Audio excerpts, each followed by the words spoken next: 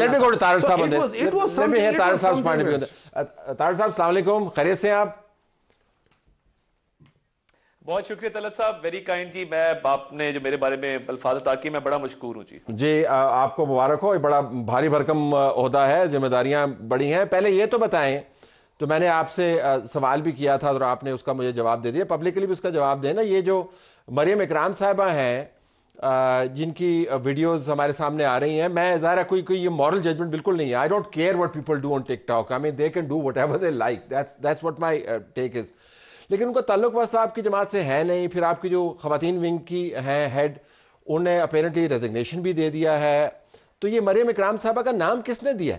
लोग कहते हैं आपने दिया था, देखिए शिजा साहबा ने दिया था। जी बहुत शुक्रिया। देखिए एक तो कोई रेजिग्नेशन इस हवाले से अभी तक नहीं आया। और देखिए ख़वातीन की जब भी लिस्ट बनती है, बहुत सारे लोग पार्टी को अप्लाई करते हैं और पार्टी को जो लोग अप्लाई करते हैं उन्हीं में से लोगों को चुना जाता है। और अगर कोई सोशल मीडिया से ताल्लुक रखने वाली खातून ने अप्लाई किया है और वो लिस्ट ऑफ प्रायोरिटी के अंदर मौजूद है, तो मैं समझता हूं कि एक अननेसेसरी कंट्रोवर्सी जो है वो इस पे क्रिएट होगी, जो कि नहीं होनी चाहिए थी। लेकिन उसमें मामला सिर्फ ये है कि वो तनख्वाह लेगी, लोगों के टैक्स से उनको तनख्वाह मिलेगी, उनके प्रिविलेजेस जो हैं वो पब्लिक एक्सचेकर से जाएगा, और वो नुमाइंदा नहीं है खबर। अगर आपने उनको अकोमोडेट करना था तो आप पार्टी के पोर्टफोलियो पे रखते ना, आपने उसको असेंबली के अंदर भेज दिया। देखिए मेरी फिर वही गुजारिश है कि जब मुख्तलिफ बैकग्राउंड के लोग पार्टी को अप्लाई करते हैं, और ये देखिए इस पे जजमेंट कॉल थोड़ी ज्यादा हो गई, और मैं ये समझता हूं कि अगर कोई लोअर मिडिल क्लास से कोई ताल्लुक रखता है और वो पार्टी को अप्लाई करता है, आगे फिर पार्टी की मर्जी है।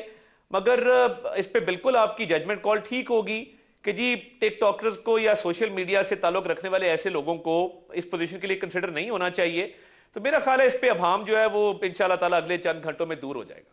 यानी वो वापस ले रहे हैं उनका फैसला? आप अब बता देना, क्योंकि होना तो यही है कि मेरा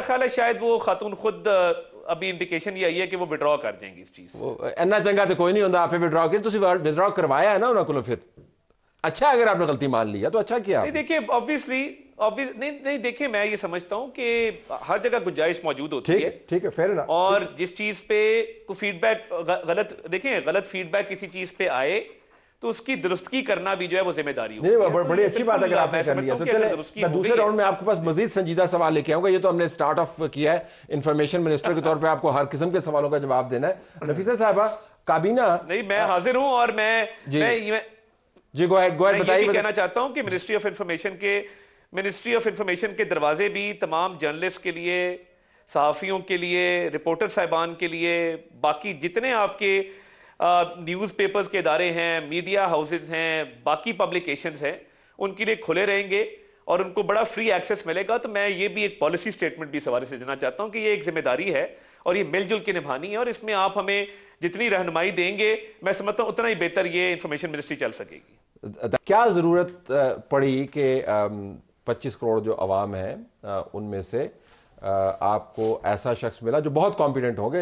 as we all agree, we do not know him, वो तो खैर सीइंग विल बी बिलीविंग, लेकिन उनकी ड्यूअल नेशनैलिटी है, तो वो छोड़ देते ड्यूअल नेशनैलिटी? इनकी जमात के भी लोगों ने छोड़ी नहीं। मेरे ख्याल में उनके पास पाकिस्तानी नेशनैलिटी है ही नहीं। आई थिंक सिर्फ Dutch national. Is he a Dutch national? पहली बात ये है कि औरंगजेब साहब कहीं एम्स्टरडैम में नहीं रह रहे थे, वो कराची बेस्ड हबीब बैंक के प्रेसिडेंट थे। इस मुल्क का इदारा है हबीब बैंक, जिसमें वो खिदमत कर रहे थे, और करोड़ों रुपए की नौकरी छोड़ के उन्होंने ये पोजीशन एक्सेप्ट की है। एक प्रोफेशनल हैं। और देखिए हमें कई दफ़ा ना जब प्राइवेट सेक्टर छोड़ के लोग आते हैं हमने देखा तहरीक इंसाफ की गवर्नमेंट ने जो डॉक्टर सईद अख्तर का हाल किया, जो Punjab kidney and liver institute बनाने आए थे, वो भी करोड़ों रुपए की नौकरी बाहर जो डॉलर्स में वो कमा रहे थे अमेरिका से छोड़ के आए थे। वो तो अमेरिका में रहते थे, वो वापस चले गए। उन्होंने कहा मैंने यहाँ पे क्या करना है। तो देखिए जो कैबिनेट बनी है इसमें पॉलिटिकल हैवी वेट्स भी हैं, इसमें एक्सपीरियंस लोगों का और यूथ का भी एक आपको बैलेंस नजर आएगा, और इसके अंदर आपको प्रोफेशनल्स का और पॉलिटिकल लोगों का भी एक बैलेंस नजर आएगा। तो देखिए एक तो मैं बड़ा क्लियर कर दूं कि औरंगजेब साहब अपनी जो फॉरेन नेशनैलिटी थी वो छोड़ चुके हैं। वो छोड़े बगैर किस तरह काबीना का हल्फ हो सकता है? वो ऑलरेडी छोड़ चुके थे, اور ان کا ایک نیٹ اینڈ کلین کریئر رہا ہے ایز اے بینکر, اور وہ آپ یہ فرما رہے ہیں کہ انہوں نے اپنی نیشنلٹی ترک کر دی ہے, لہٰذا ان کے اوپر یہ اعتراض بنتا نہیں ہے, یہ آپ کی آفیشیل پوزیشن ہے. چلے کلیریفائی ہو گیا نا پھر. جی بالکل کلیئرٹی کے ساتھ, جی بالکل کلیئرٹی کے ساتھ. اور دیکھیں ہمیں تنقید برائے اصلاح ضرور کرنی چاہیے, مگر تنقید برائے تنقید نہیں کرنی چاہیے کہ ایک اگر پروفیشنل آیا ہے تو مجھے بتائیں نا کتنے لوگ ہیں جو کروڑوں روپے کی نوکری چھوڑ کے آگے کہیں کہ جی ہم 1.5-2 لاکھ پہ کام کرنے کو تیار ہے, اس سٹیچر کے لوگ, اس ایکسپیرینس کے لوگ. ویسے میں گزارش کروں, مجھے اس کو تھوڑا سا, میں ویسے میری ذاتی رائے ہے کیونکہ ہم بھی چھوٹے سے ٹیکس پیئر ہیں, رائے کا اظہار کاری دیتے ہیں.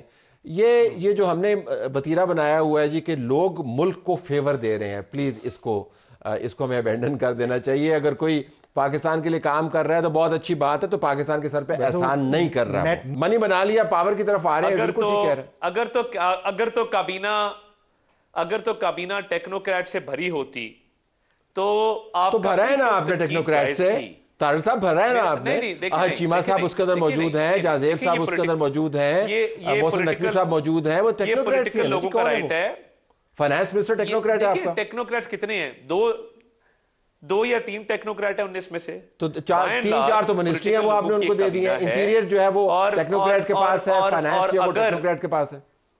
اگر نہیں مگر آپ دیکھیں نا, ایون فورن جو ہے وہ ٹیکنوکریٹ کے پاس ہے. ڈار صاحب الیکٹڈ بندے تو نہیں ہیں نا. نہیں دیکھیں نہیں دیکھیں, ڈار صاحب نے 97 میں ڈائریکٹ الیکشن بھی لڑا ہے, وہ تھرو بریڈ پولیٹیکل آدمی ہے, اس میں تو کوئی شک ہی نہیں ہے. تو دیکھیں نا, فورن منسٹری سے لے کے انڈسٹریز منسٹری سے لے کے پلاننگ منسٹری آپ کی ساری منسٹریز کو ڈرائیو کرتی ہے, ایسے تو نہ کریں. اچھا ایک لائن میں مجھے بتائیں, ڈار صاحب کو کیوں نہیں دی فائنانس؟ یہ بڑا مہم ہے, یہ I am sure Nafisa would also want to know, ان کو کیوں نہیں دیا؟ یعنی آپ مان رہے ہیں کہ انہوں نے پچھلی مرتبہ بڑا میس کریٹ کیا, یہی مطلب ہوا نا؟ نہیں, پچھلی دفعہ ڈیفالٹ سے ملک کو بچانے میں ڈار صاحب کا بہت بڑا ہاتھ تھا. تو پھر آپ نے ان سے ہاتھ کیوں کیا ہوتے؟ اور پرائم منسٹر شہباز شریف, دیکھیں یہ ان کی بامی مشاورت ہوئی قیادت کی, اور اس مشاورت میں یہ آئسولیشن میں ڈیسیجن نہیں ہوا, نہ ہی یہ ڈیسیجن ڈار صاحب پہ امپوز کیا گیا ہے. یہ بامی مشاورت کے بعد ایک ڈیسیجن پہ ہم نے ریچ کیا, جس کے اندر جو ہے وہ ڈار صاحب کو بہتر سمجھا گیا کوئی اور ٹاسک دینا. اور میں سمجھتا ہوں کہ کاش کہ آپ اسٹوڈیو میں ہوتے تو کامران یوسف کی جو مسکراہٹ ہے اس سے آپ جو ہے نا مستفید ہو رہے ہوتے. میاں صاحب بھی مسکرا ہی رہے ہیں, ریکارڈنگ میں دیکھ لوں گا ان کی مسکراہٹ. اب آپ کے ساتھ اسٹوڈیو کے بیٹھ ٹھیک ہے, تو وہ اپنے انہوں نے اپوائنٹ کیوں کیا ثاقب نثار کے بھائی کو؟ ٹھیک ہے, نہیں آپ نے کیوں اپوائنٹ کیا ثاقب نثار کے بھائی کو؟ ہم نے نہیں اپوائنٹ کیا تھا, ثاقب نثار صاحب نے کیا تھا, ہم نے نہیں کیا تھا. وہ آلریڈی ادھر کام کرتے تھے, تو پلیز اپنے ان کو ٹھیک کر کے کریں. Please allow me to say you are a senior person, you are a senior person, let me speak. اس کے بعد آپ جو مرضی کہتے کہ میں خاموشی سے سننے کا. لیکن آپ کا پوائنٹ کیا ہے؟ پوائنٹ یہ ہے کہ ڈاکٹر سعید اختر جو تھے اس کا he was, دیکھیں Imran Khan liked him very much, so یہ ہو نہیں سکتے اس کو نکالیں وہ کچھ کریں. ویسے میں آپ کو ذاتی بات بتاتا ہوں, میں نے سعید اختر صاحب کے ساتھ بڑا قریبی کام کیا ہوا ہے. کڈنی اینڈ لیور کی جب پلان بن رہا تھا تو اس کی جو ورکنگ کمیٹی تھی میں اس کا ممبر رہا تھا, میں اس کے ساتھ ابھی بھی رابطے میں ہوں. یہ آپ کی بات درست نہیں ہے ان کے پوائنٹ آف ویو سے. عمران خان صاحب اور ان کا معاملہ جو بھی تھا وہ سکوئرلی بلیم کرتے ہیں خان صاحب کو اپنے تمام مسائل کا, درست یا صحیح. میں ویسے ریکارڈ کی بات, وہ یہاں پہ موجود نہیں ہے لیکن میں ان کے بیہاف پہ آپ کو بتاؤں. اگر وہ یہاں پہ موجود ہوتے یا نہ ہوتے, میری ان کے ساتھ بات چیت ہوئی تھی اور اس لحاظ سے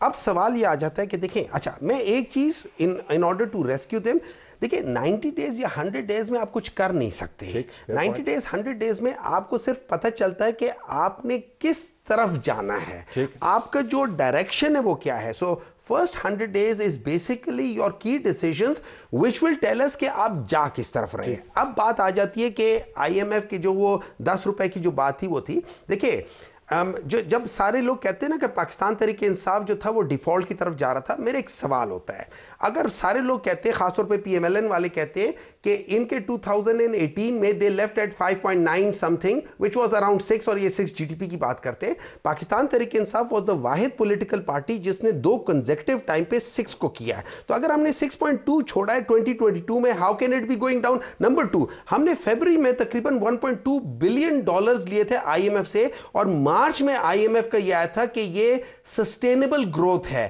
اگر ہم نے 10 روپے چھوڑے تھے تو وہ اس وقت کے جو کیا کہتے ہوتے ہیں فائنانس मिनिस्टर थे, ठीक है, शौकत तरीन साहब, उन्होंने बताया था कि हमने किन बेसिस पे किया था। उसकी बेसिक वजह ये थी कि हमने 3 महीने पहले अपने सारे you have a great flow, लेकिन I'm telling you you're slippery slope पे हैं थोड़े से आप IMF के हवाले से। मैं ज्यादा इसको लेबर नहीं करना चाहता। That's a perception। वो आपके साथ एक्सपर्ट बैठे हुए आपको बता सकते हैं कि शौकत तरीन साहब तो ये भी कह गए थे जब वोट ऑफ नो कॉन्फिडेंस होने वाला था कि हमने इनके लिए इतनी लैंड माइन्स बिछा दी हैं कि आप देखते हैं कि ये कैसे चलाते हैं। और सब्सिडी देकर let me go to Tariq sahab and ask him. Tariq साहब, पहली काबीना की मीटिंग है, तरजीहात की बात हो रही है, कम से कम मोहम्मद साहब ने ये तो आपको लीवे ग्रांट कर दिया कि 100 दिन में कुछ नहीं हो सकता, गैर मंतकी तवक्कुआत हैं अगर हुकूमत से वाबस्ता कर दी जाएं, लेकिन आपकी तरजीहात में टॉप 3 क्या हैं आज पहली काबीना के इजलास के बाद?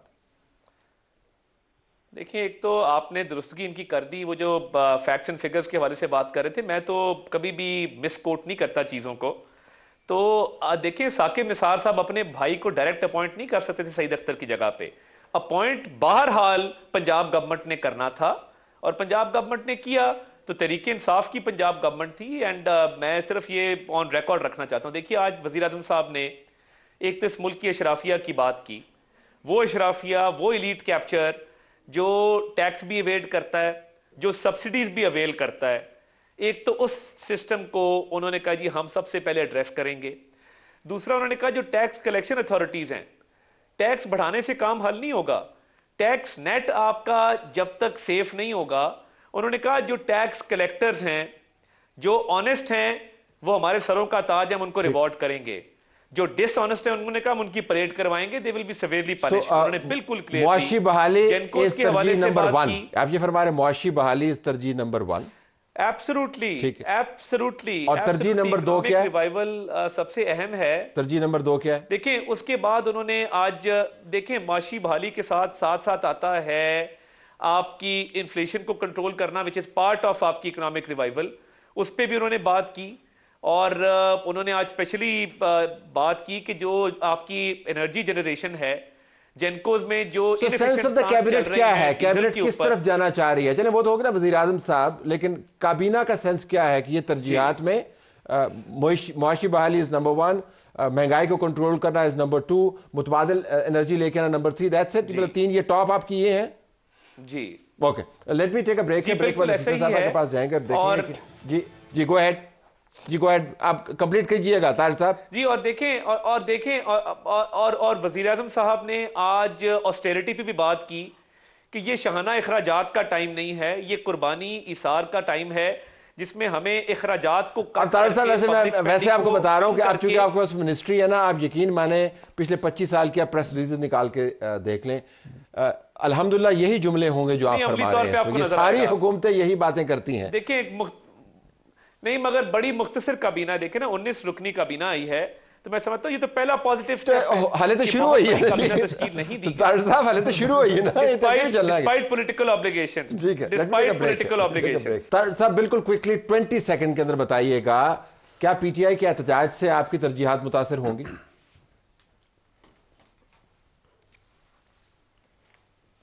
देखिए, मैं नहीं समझता कि तहरीक इंसाफ के एहतजाज से कोई भी तरजीहात मुतासर होंगी। मैं तो बल्कि वज़ीर आज़म साहब ने फ्लोर ऑफ द हाउस अपनी मेडन स्पीच में भी, आज काबीना से खिताब में भी कहा कि हमने अपोजिशन को साथ लेके चलना है और हम चाहते हैं कि ये भी पॉजिटिवली कंट्रीब्यूट करें और ये इस मुल्क की मईशत को बचाने में, इस मुल्क को बचाने में अपना किरदार अदा करें। और ये मिलजुल के सबकी शेयर्ड रिस्पॉन्सिबिलिटी है, बिकॉज ये जितना मुश्किल वक्त मईशत पे अब आया, इससे पहले तारीख में कभी नहीं आया। तो हम चाहते हैं कि इनको बिल्कुल साथ लेके चलें और इनके साथ एक अच्छा आगाज करें इस दफा। तो ये बिल्कुल पुरअमन एहतजाज करें, इनका राइट है, बट मैं समझता हूं कि इंशाअल्लाह ताला हमारा जो एजेंडा है उसको पूरा करें।